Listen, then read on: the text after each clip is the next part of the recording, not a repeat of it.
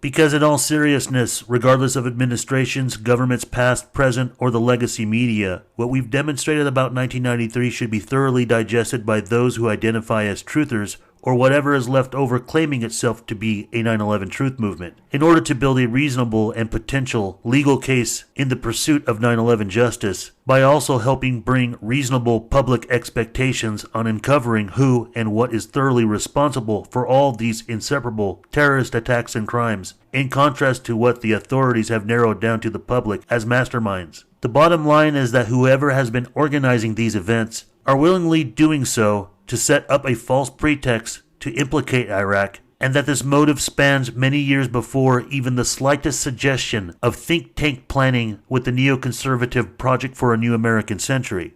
And as with September 11th, there are still popular misconceptions believed within 9/11 truth that misleads to dead ends. For the sake of entertaining a Zionist conspiracy or conspirators, or dare I say, for those in the belief that the 9/11 attacks were all part of some big Jewish plan. For your information, the Odin-Yanon Plan for Greater Israel was already published in 1982. And furthermore, most that only pursued those limited angles failed to realize that such ambitions wouldn't be exclusive to a conservative Republican or right-wing administration to fulfill its goals, or dare I say, prophecy. And this has been one of many great flaws about 9/11 truth. When subjectively looking at President George W. Bush, that being a narrative that the Bush Dynasty are truly Zionists. This couldn't be further from the truth. If you either lived or researched the 80s regarding foreign and domestic policy and scandals, even outside the Iran-Contra affair, or more recently, in the past 2 decades, at the beginning of the millennium with the presidential election that should have been telling, in that ideally, a very possible alternate reality for 2001 could have happened, and a Project for a New American Century administration wouldn't have been necessarily nested or in office in order for the September 11th attacks and cover-ups to succeed, and consequential Iraq war quagmires, even if sheer fantasy was entertained with an administration participating in the attacks. Naming a Jewish man to a presidential ticket is groundbreaking. There are 6 million Jews in America, 2% of the population. So how will it play with the American voters? In the Jewish community today, great pride. One rabbi calls Lieberman's breakthrough the political equivalent of a Jew landing on the moon. But there is concern, too, about an anti-Jewish backlash, and that Jews will be blamed if war loses. My very initial reaction was that Vice President Gore unfortunately did himself in. The majority of the country is not ready to accept a Jewish vice president. Lieberman's religion does affect him as a candidate. Without addressing the election scandal that year, and rather than what commonly held beliefs exist about Dick Cheney's role as vice president in the post-9/11 era, it should be pointed out that he was only a signatory member of PNAC, and mainly that it's worth envisioning that his seat would have been likely filled with Joe Lieberman under an Al Gore administration during the September 11th attacks, especially with 9/11 Truth's expectation in pyramid structures pulling the strings of which president gets selected rather than elected. In consideration of the most sensational ideal September 11th American Zionist or shadow government conspiracy, it's one thing that should also be remembered that 8 years later, after Joe Lieberman left the Democratic Party, becoming independent, he became a loud and open supporter for John McCain. You know, Mr. Anthrax likely came from Iraq, appearing on David Letterman in October 2001, and appearing in 2012 in Syria, having meetings and making deals with ISIS, and the list goes on.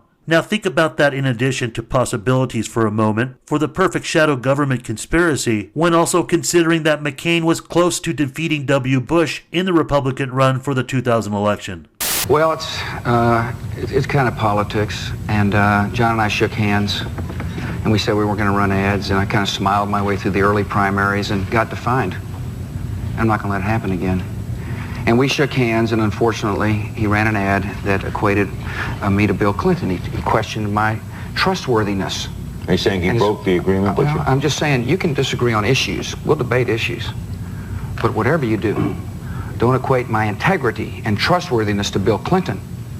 That's about as low a blow as you can give in the Republican primary. And that's what... Another reason why a Bush administration conspiracy behind 9/11 isn't actually possible, or even dealing with reality, as I have briefly pointed out in other previous film work, is that it was known soon after September 11th and in later publications that the Secret Service had gained intel that Air Force One was a target on 9/11. No information was ever provided on exactly how, but the threat was taken seriously and was one of the reasons for sudden evasive changes in his flight travel on Air Force One and returning back to Washington, D.C. And it is true, which was also made an example in ridicule to the Bush administration after September 11th, on how much intel they had which should have foresaw and prevented the attacks from happening, since earlier that year in June, during the 27th G8 summit in Genoa, Italy, in which prominent world leaders including Bush had attended, and that they were also warned by Italian authorities that Islamic terrorists led by Osama bin Laden might try to assassinate President Bush with crashing a hijacked airliner, to which further added extra security measures put in place to prevent such an attack, like surface-to-air missiles. And not only that, but where W. Bush stayed the night before 9/11 on September 10th at the Colony Beach and Tennis Resort on Longboat Key, Florida, had also surface-to-air missiles on the roof as added protection as an irregular measure. But despite the known threat to Air Force One on 9/11, and having surface-to-air missiles on the roof of where Bush was staying at in Longboat Key Resort, was not a guaranteed assurance that the president was safe from an attack. Because according to the local Longboat Observer, on September 26, 2001, had reported that hours before Bush made his famous appearance at the Sarasota school reading My Pet Goat to a classroom full of elementary kids, that around 6 a.m. before the president's early morning jog, a van occupied by men of Middle Eastern descent had pulled up to the colony stating they had a poolside interview with the president. Carol Mooneyhan, Longboat Key Fire Marshal, said, the self-proclaimed reporters then asked for a Secret Service agent by name. Guards from security relayed the request to the receptionist, who had not heard of either the agent or plans for an interview, Mooneyhan said. The article also states, the agent told the occupants of the van to contact the president's public relations office in Washington, D.C., and turned them away from the premise, Mooneyhan said. In light of the attacks, Mooneyhan wonders if what he witnessed is related to the events of September 11th. So does the FBI. That's very strange, said an unnamed agent with the Sarasota field office of the FBI, who directed agents to look into the matter. Earlier, the FBI questioned a Longboat Key man who also had a strange run-in with a van occupied by men of Middle Eastern descent. At 8:50 a.m., the man stood on the Sarasota bayfront waiting to watch the presidential motorcade pass. A dilapidated van passed him with two men of Middle Eastern descent screaming out the windows, down with Bush, and raising their fists in the air. It should also be pointed out that 2 days before this in Afghanistan, U.S. ally Ahmed Shah Massoud, Afghan politician and military commander of the Northern Alliance, was killed by two Middle Eastern suicide assassins from Europe, posing as press, using camera equipment that was converted into an improvised explosive. But in retrospect, considering the Bush dynasty and the previous assassination threat on the father, former President George H.W. Bush in Kuwait, as already aforementioned, there was another assassination attempt on his life that is much less known, for obvious reasons. In the former Mossad officer Viktor Ostrovsky's book, The Other Side of Deception, details that in the fall of 1991, he had told a group of Canadian parliamentarians that he had received secret intelligence suggesting that the Mossad's hatred of Bush and support for Vice President Dan Quayle might lead to an attempt on the president's life. Israel considered Quayle, Mr. Potato, much closer to Israel than Bush. Bush had particularly angered Israel by attempting to pressure Israel into ending its illegal settlement expansion on confiscated Palestinian land by withholding loan guarantees until Israel ended this practice. It was the darkest cloud between Israel and America in decades, said one official in Jerusalem. The angriest exchange since Eisenhower told the Israelis to get out of Suez in 1956. Tempers were flaring at today's cabinet meeting. One right-wing minister was asked whether he thinks President Bush is an anti-Semite. He's very close to it. To what? To being anti-Semite and anti-Israel. But even cabinet members close to Shamir said they saw no reason to back down on Israel's request for the loan guarantees, even though President Bush says he'll veto the measure if it gets through Congress. Israel has nothing to change in its policy. We want the loan guarantees and we hope to get them as soon as possible. And the rest remains at the discretion of the President and the Congress in America. What's really at issue is this, Israel's settlement drive in the occupied territories. President Bush wants it stopped, calls settlements the biggest obstacles on the path to a peace conference. But since Shamir won't freeze the settlements, the president throws the money. Israelis believe it's as simple as that.